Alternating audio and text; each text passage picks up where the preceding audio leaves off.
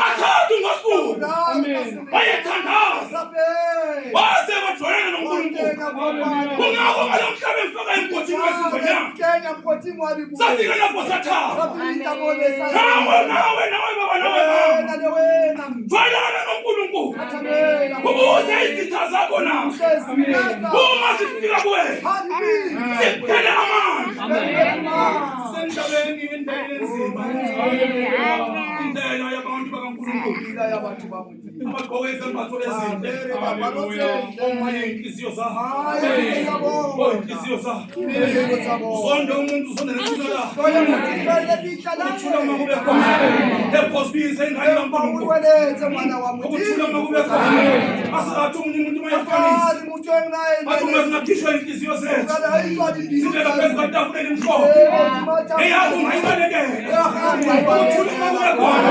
asizathi umpristi angayichaza kahle athi kuyobanjani ngelinye ilanga into ifisela omunye umuntu uma uNkulunkulu engayiguqula leyo nto esiyenzela kuwena kodwa kuyobanjani kuwena ukuthula uma kube khona abantu benkosi isikhathi siphelile ake sithandazele sibonise ubuKristu kunye nobupostoli ukuthula uma kube khona. Incwadi sengibuya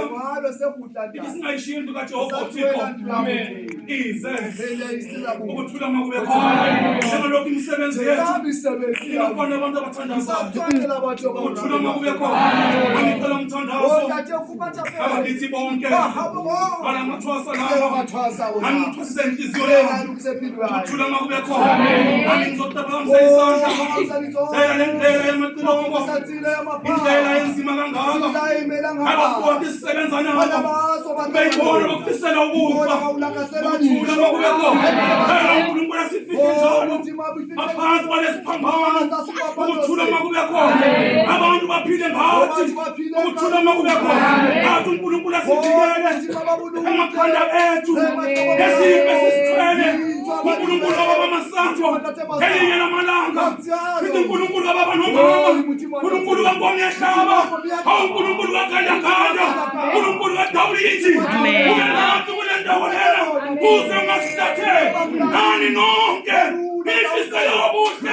nani nifisele obuhle uma namhlanje nibuyele emakhaya ungafani nezolo ukuthula uma kube khona ukudla uma kube khona nezambatho zibe khona ukuthula uma kube khona bese sibonakala nathi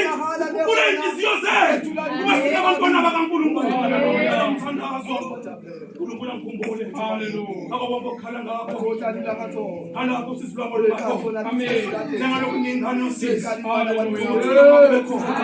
elafunda ukwamukela izimo omakale kunjani ungafisa okuhle kuphela